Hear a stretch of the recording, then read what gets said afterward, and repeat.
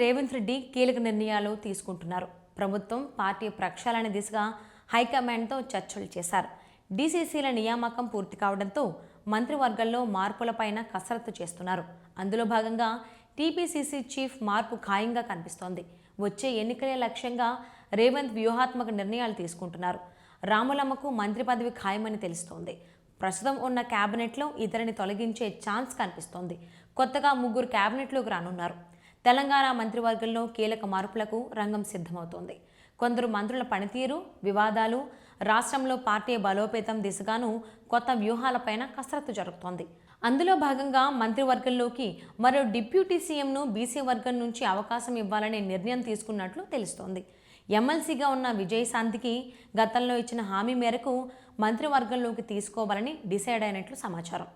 అదే సమయంలో పీసీసీ చీఫ్గా ఉన్న మహేష్ గౌడ్ను క్యాబినెట్లోకి తీసుకుని మరో బీసీ నేతను పీసీసీ చీఫ్గా చేయాలనే ప్రతిపాదన తెర మీదకు వచ్చింది.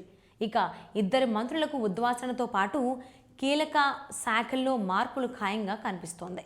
ప్రస్తుతం టీపీసీసీ చీఫ్గా ఉన్న మహేష్ గౌడ్ను డిప్యూటీ సీఎంగా బీసీ కోటాలో చేసే ప్రతిపాదనపైన చర్చ జరుగుతున్నట్లు సమాచారం. ప్రస్తుత క్యాబినెట్లో ఎస్సీ వర్గం నుంచి భట్టి విక్రమార్క ప్రస్తుతం డిప్యూటీ సీఎంగా ఉన్నారు. దామోదర రాజనరసింహ, వివేక్ వెంకటస్వామి, అడ్లూరి లక్ష్మణ్ మంత్రులుగా కొనసాగుతున్నారు. కాగా బీసీల నుంచి పొన్నం ప్రభాకర్, వాకిటి శ్రీహరి, కొండా సురేఖ ఇప్పటికే మంత్రివర్గంలో ఉన్నారు. వీరికి అదనంగా మరొకరిని డిప్యూటీ సీఎంగా తీసుకుంటే బీసీలకు మరింత ప్రాధాన్యత ఇచ్చినట్టు అవుతుందని లెక్కలు వేస్తున్నారు. కాగా మహేష్ గౌడ్కు డిప్యూటీ సీఎం హోదా కల్పిస్తే టీపీసీసీ చీఫ్గా పొన్నం ప్రభాకర్ పేరు పైన చర్చ జరుగుతోంది.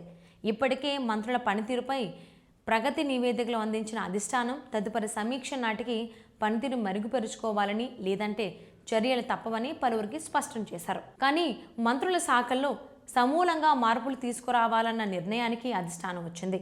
వివాదాస్పద వ్యాఖ్యలతో హైకమాండ్ ఆగ్రహం వ్యక్తం చేసిన మంత్రిని తొలగించడం ఖాయంగా కనిపిస్తోంది. ప్రస్తుతం జరుగుతున్న అసెంబ్లీ సమావేశాలు పూర్తయిన తరువాత మంత్రివర్గ ప్రక్షాళన జరగనున్నట్లు తెలుస్తోంది.